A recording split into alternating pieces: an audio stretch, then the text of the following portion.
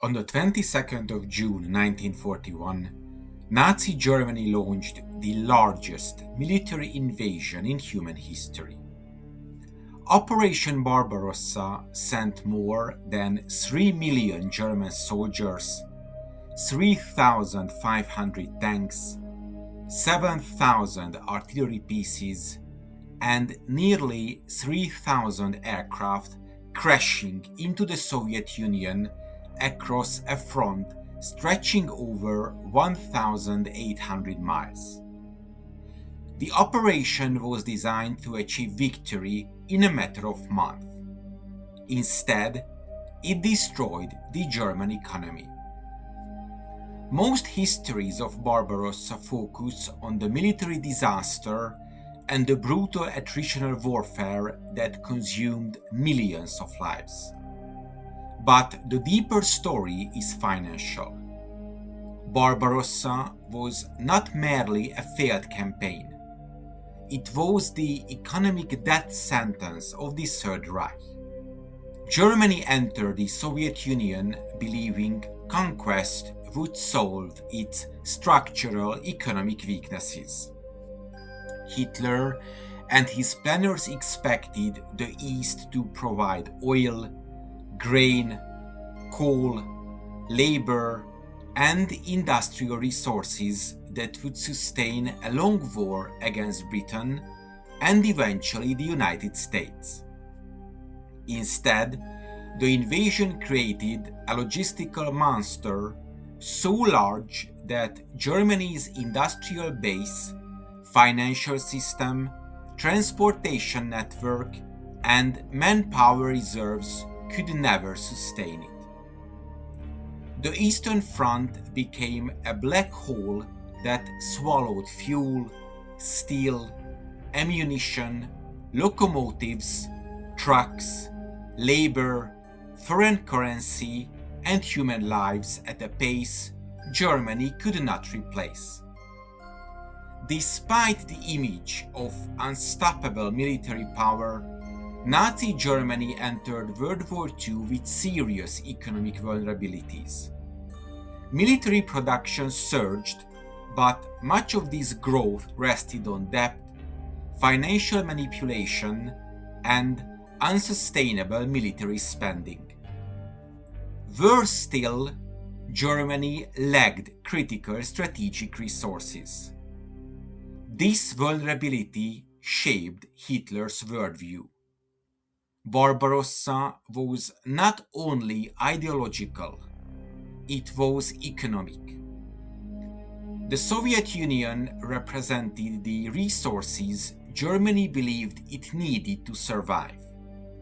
Ukraine offered grain. The Caucasus offered oil. The Donbass offered coal and industrial capacity. Hitler believed conquest would eliminate Germany's dependence on imports and allow the Third Reich to wage global war indefinitely. The entire invasion rested on one gigantic financial assumption. The Soviet Union would collapse before Germany exhausted itself. That assumption proved catastrophically wrong. Germany's earlier victories created dangerous illusions. Poland collapsed in weeks. France collapsed in 6 weeks. The Balkans fell rapidly.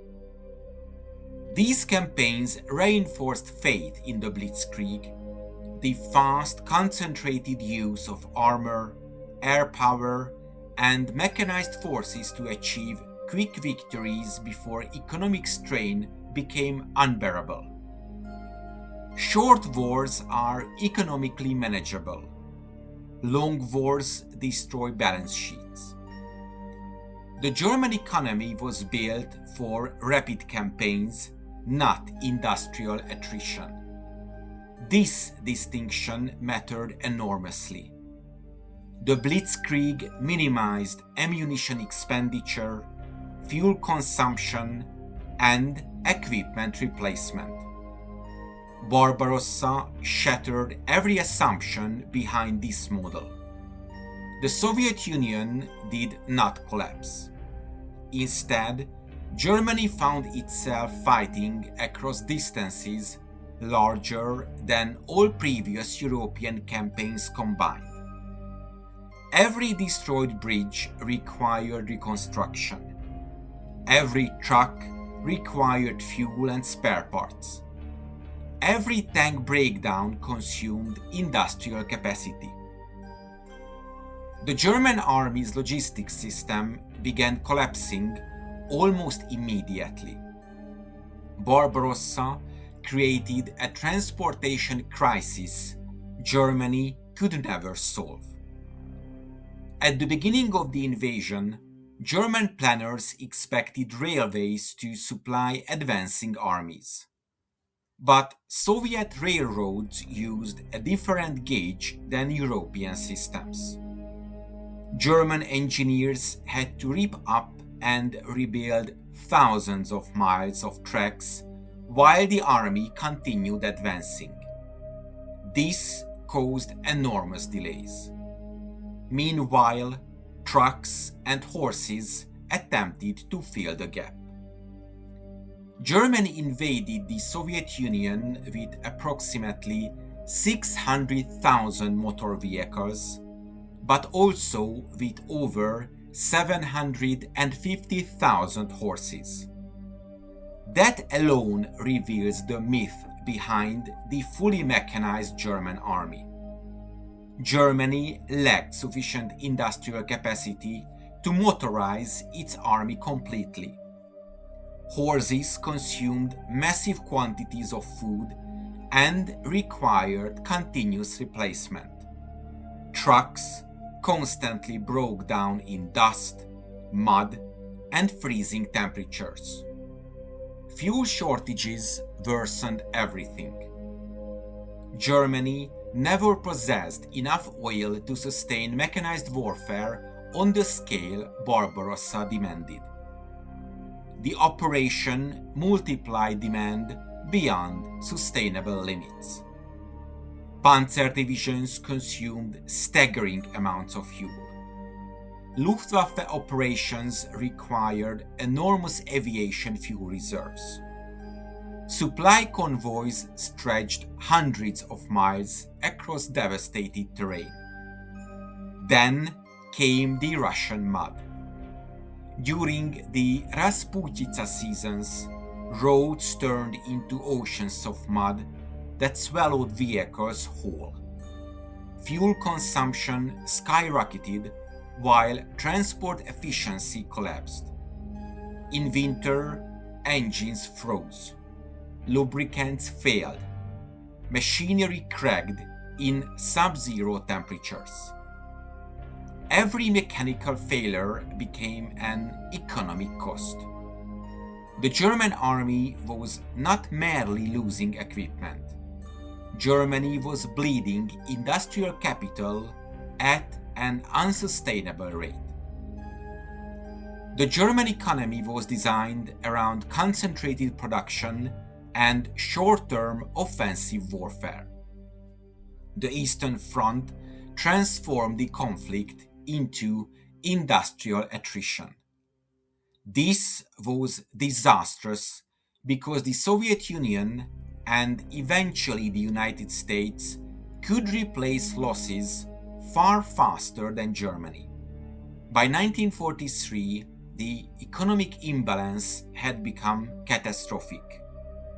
Germany produced roughly 46,000 tanks and assault guns during the war. The Soviet Union produced more than 105,000 tanks and self-propelled guns. The United States produced nearly 90,000 tanks. Germany could manufacture technologically advanced weapons, but it could not replace losses at sufficient scale. The Eastern Front consumed armor faster than German factories could replenish it. One of Barbarossa's greatest economic disaster was labor destruction. War economies depend on productive workers. The Eastern Front consumed them by the millions. Germany lost irreplaceable skilled labor: engineers, mechanics, factory specialists, and technicians. To compensate, the regime imported millions of forced laborers from occupied Europe. At its peak, Germany employed over 7 million foreign laborers and prisoners. But forced labor systems were economically inefficient. Workers performed poorly under brutal conditions. Sabotage increased. Productivity lagged behind free industrial labor systems used in the United States. Meanwhile, Soviet industrial mobilization improved continuously. The Soviet Union evacuated more than 1,500 factories eastward beyond the Ural Mountains during 1941. Despite catastrophic early losses, Soviet production recovered with astonishing speed. By 1943, Soviet industry was outproducing Germany in many critical categories. Germany had expected the Soviet economy to collapse. Instead, the Soviet Union transformed into a wartime industrial superstate. If one resource symbolizes Barbarossa's economic failure, it is oil. Modern mechanized warfare runs on fuel. Without oil, tanks stop, aircraft stay grounded, trucks halt, and supply systems collapse. Germany never solved its oil problem. Before the war, German planners understood this weakness clearly. Synthetic fuel programs helped, but they remained expensive and insufficient.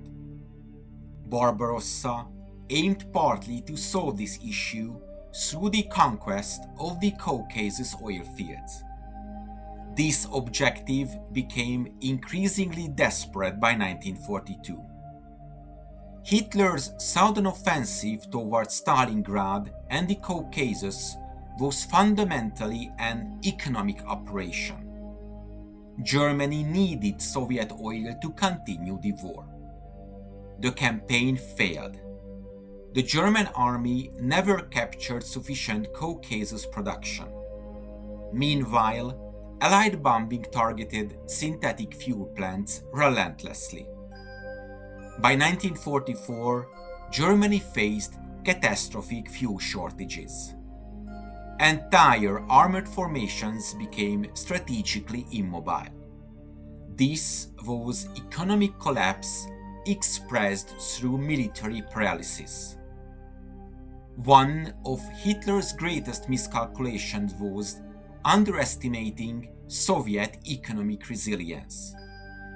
The Soviet Union suffered catastrophic losses in 1941. Yet the Soviet system adapted faster than Germany expected. Several factors mattered: industrial relocation, simplified production, centralized mobilization, Allied support, and geographic depth.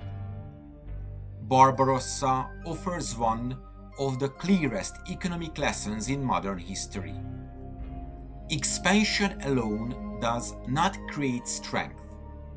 If logistical obligations grow faster than productive capacity, collapse becomes only a matter of time. This principle applies far beyond warfare. Empires fail this way. Corporations fail this way. States fail this way.